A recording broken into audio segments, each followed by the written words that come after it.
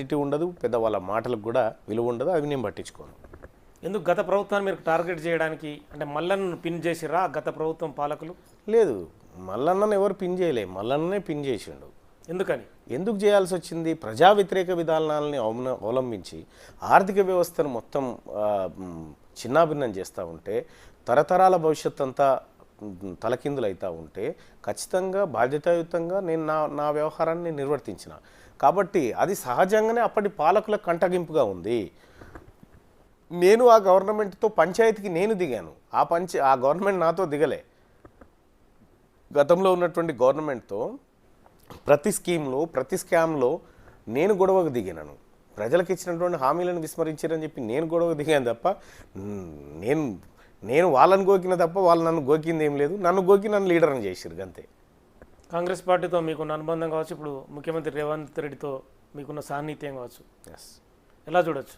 So నిజంగా గౌరవ ముఖ్యమంత్రి రేవంత్ రెడ్డి గారు ఆయన ఇచ్చినటువంటి అవకాశం, ఆయన నాకు చాలా రోజుల క్రితం ఓ మాట చెప్పాడు, మల్లన్న నువ్వు మండల్లో అవసరం ఉంది, ఇంకా వేరే ఆలోచన పెట్టుకోకు, మండల్లో నాకు మాట్లాడే వాళ్ళు కావాలి, నీలాంటి వాళ్ళు మండల్లో ఉండడం వల్ల పార్టీకి కానీ ప్రభుత్వానికి కానీ మంచి జరుగుతుంది అని నేను భావిస్తున్నా, దయచేసి నువ్వు ఆ వర్క్లో బిజీగా ఉండని చెప్పి ఆయన చెప్పడంతో నేను ఆ వర్క్ చేసుకుంటూ ముందుకు వెళ్ళిపోవడం, తద్వారా గౌరవ ముఖ్యమంత్రి గారు నాకు టికెట్ ఇవ్వడం, బీఫామ్ ఇవ్వడం, గెలవమని చెప్పి ఆయన నిండుగా ఆశీస్సులు ఇవ్వడం, తద్వారా గెలుపొందడం ఇదంతా జరిగింది. 100% ముఖ్యమంత్రి గారు ఈ గెలుపులో ఈ ప్రయాణంలో ఆయన తోడ్పాటు ఉంది. చిన్న క్వశ్చన్ ఏమనుకోనండి, గతంలో మీరు ముఖ్యమంత్రి అదే రేవంత్ రెడ్డి ప్రతిపక్షంలో ఉన్నప్పుడు చాలా వరకు తిట్టిన పరిస్థితి, మళ్ళీ అదే ముఖ్యమంత్రి మీరు పొగుడుతున్న పరిస్థితి. అప్పుడు నేను జర్నలిస్ట్గా, అంటే రెండు అంశాలు చెప్పాలి ఇక్కడ. రైట్, అక్కడ జర్నలిస్ట్గా ఉన్నప్పుడు కాంగ్రెస్ పార్టీని కూడా చాలాసార్లు విమర్శించిన.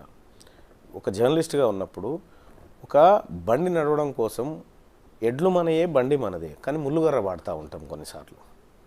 ముళ్ళుగర్ర వాడుతూ ఉంటాం. ముళ్ళుగర్ర అంటే ముళ్ళుగర్ర మీన్స్ అది సరైన దారిలో పోవాలి అనేటువంటి ఉద్దేశంతో. రేవంత్ రెడ్డి సరైన దారిలో పోలేదు. రేవంత్ రెడ్డి ఇండివిజువల్ కాదు, Congress party. Yes, Congress party సరైన దారిలో పోవాలని కోరుకున్నాం, సరైన ఫైటింగ్ చేయాలని కోరుకున్నాం. మీరు చూడండి, నేను ఫైటింగ్కు దిగే నాటికి రాష్ట్రంలో ప్రతిపక్షం అనేది అసలు ఉందా లేదా అనేటువంటి ఒక శూన్యమైన పరిస్థితిలోకి వెళ్ళిపోయింది, జీరో పరిస్థితిలోకి వెళ్ళిపోయింది. వాళ్ళు ఆ పాత్రలో కరెక్ట్గా ఉంటే నాలాంటి వాళ్ళు బయటకు రావాల్సిన పని లేదు, మీలాగానే నేను కూడా ఎక్కడో చోట ఉద్యోగం చేసుకునేవాడిని. వాళ్ళు సరైన మార్గంలో అప్పుడున్నటువంటి పాలకుడు చేస్తున్నటువంటి డిస్టర్బెన్స్ కారణంగా కూడా కావచ్చు, కానీ సరైన మార్గంలో లేనప్పుడు ఖచ్చితంగా కొన్నిసార్లు విమర్శించాల్సి వచ్చింది, వాటిని సమర్థించుకుంటా ఉన్నాం.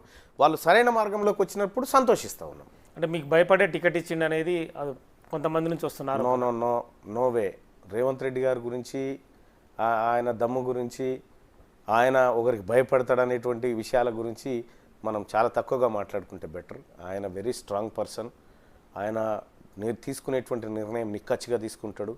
ఏదైనా చేయాలనుకుంటే 1,00,000 మంది అడ్డొచ్చినా చేసేస్తాడు అది. కాబట్టి తీన్మార్ మల్లన్న వాయిస్ అవసరం అనుకున్నాడు, తీన్మార్ మల్లన్న కష్టపడ్డాడు, తీన్మార్ మల్లన్న గత పాలకుడి పైన చేసినటువంటి పోరాటం కావచ్చు, గత పాలకుడు తీన్మార్ మల్లన్న మీద చేసినటువంటి హింస కావచ్చు, వీటన్నిటికీ ప్రతిఫలంగా మల్లన్నకు గుర్తింపునివ్వాలని ముఖ్యమంత్రి గారు భావించారు. కాబట్టే ముఖ్యమంత్రి గారు టికెట్ ఇచ్చినారు, పిసిసి అధ్యక్షులుగా ఆయన అవకాశం ఇచ్చినారు.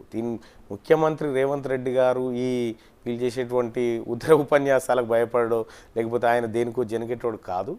ఆయన నిక్కచ్చిగా నిఠారుగా నిలబడేటువంటి వ్యక్తి. ఎమ్మెల్సీ ఎన్నికల్లో మీరు గెలిచిన తర్వాత ఒక వీడియో బయటకు వచ్చింది నల్గొండ జిల్లాలో.